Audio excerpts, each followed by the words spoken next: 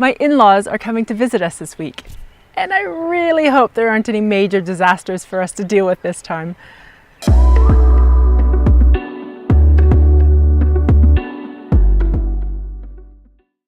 Hi everyone, my name is Andrea Doherty and I live in Africa as an expat with my husband and 2 children. This week my husband's parents are coming to visit us from the UK, which means I need to get organised so that everything is smooth sailing for when they are here. There are a number of things that I like to do ahead of time in order to get organised in preparation for their arrival. Now, it's not their first time to Africa. My husband's parents do enjoy travelling and we've had the privilege of hosting them in every country we've lived in Africa. However, this is their first time coming to Botswana and seeing our new home here. So there are a few things that I would like to do to have ready for them when they arrive to ensure that their holiday gets off on the right foot. Now, as organised as we try to be and like to be whenever company comes to stay, this is Africa after all, and there are certain things that we can't always prepare for. Back in 2012, when we were living in Bamako, Mali, my mother had planned a trip from Canada, and it was going to be her very first time coming to Africa. Unfortunately, her trip was booked for March of 2012, and the week she was meant to arrive, a war broke out in the country. The airports closed, and she never did end up coming, which was really disappointing because I really was looking forward to seeing my mum. The following year, when we were living in Dakar, Senegal, my mother-in-law came to stay with us on her own, and that week, one of the main water pipes in the city burst, leaving us without any running water for the next 3 weeks, the entire time that she was meant to be there. We spent our days lining up outside grocery stores and corner shops in hopes of getting bottled water that would allow us to wash our dishes, use the toilets, shower, clean, brush our teeth. It's amazing when we realize how much water we use every single day, when suddenly it's not available. And then last Christmas of 2017, when we were living in Cape Town, South Africa, we were in the midst of the Cape Town water crisis, which meant that over Christmas, when we were hosting my husband's parents, his brother, wife, and their 3 children, we had to be really strict about the amount of water that we used. And with that many people staying in the house, it really was a challenge, but we did what we had to do.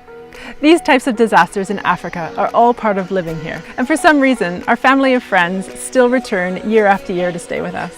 So in preparation of this week's guests, my husband's parents, I've done what I can to get organised so that they can maximise on an enjoyable holiday. The first thing I like to do when guests are coming to stay is to ensure that we have lots of sunscreen and mosquito spray available, because this is a hot and sunny country and guests might be concerned about malaria in certain areas that we might be travelling to. I like to keep a good stock of both on hand, which also reduces the number of liquids that our guests need to travel with. Along that line, I like to also keep the bathroom stocked with extra shower gels, shampoos, soaps and toothpastes. And I let my guests know ahead of time that this will be the case, so they have the choice of whether or not they travel with their own toiletries and liquids, or they can use the ones that are supplied here. I like to make our guest room as nice and comfortable as possible, and adding a few touches from Africa just adds to that experience for them. I like to put some candles in the room and also a flashlight, just in case of any power cuts, which is always possible. A number of weeks before our guests arrive, I like to sit down and make an itinerary of what we would like to do with them while they are here. It's always a good idea to make any restaurant reservations or hotel bookings well in advance, especially during the height of the tourism season, in order to not miss out on the best attractions that this country has to offer.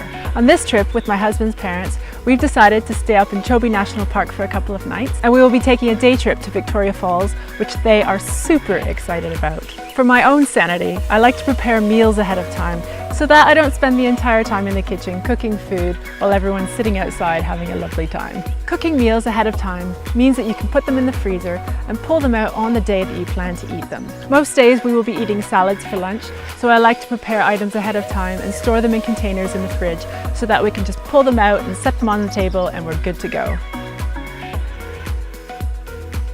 And finally, the last thing we've been doing in order to ensure that we're well prepared for the arrival of my husband's parents is stocking up on bottled water. We sure don't want to end up in a situation like we have before. If you've had friends and family come to stay in Africa, what sorts of things have you done to get organised ahead of time that really helped? Please leave a comment below and tell me about it. Also press that like button, and of course, if you haven't already, please subscribe to my channel to enjoy more videos like this of our expat adventures here in Africa.